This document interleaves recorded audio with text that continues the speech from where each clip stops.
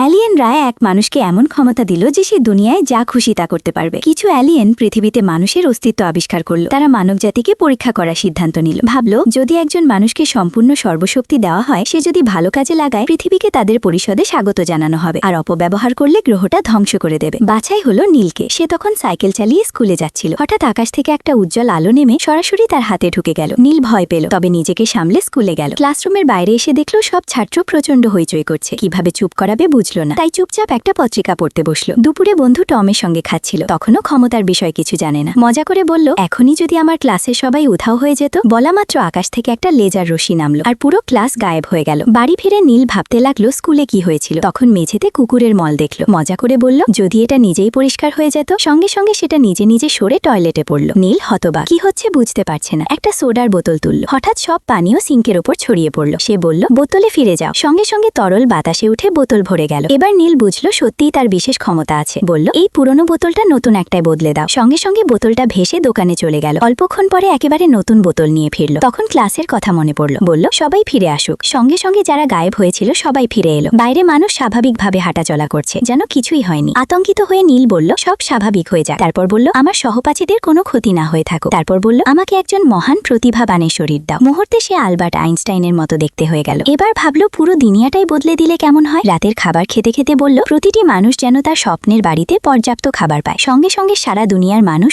অনায়াসে সব পেয়ে গেল। কিন্তু কিছুদিন পর খবর আসতে লাগলো, মানুষ কাজ বন্ধ করে দিয়েছে। বিনা পরিশ্রমে সব পেয়ে যাওয়ায় তারা অলস হয়ে পড়ল। মোটাপা বাড়ল, অনেকে অসুস্থ হয়ে মারা গেল। এসব দেখে নীলের মন ভেঙে গেল। শেষমেশ সে বলল, এই ক্ষমতা যেখান থেকে এসেছে সেখানে ফিরে যা। সঙ্গে সঙ্গে ক্ষমতা তার শরীর ছেড়ে মিলিয়ে গেল, আর সবকিছু যেভাবে থাকার কথা ছিল সেভাবে ফিরে গেল।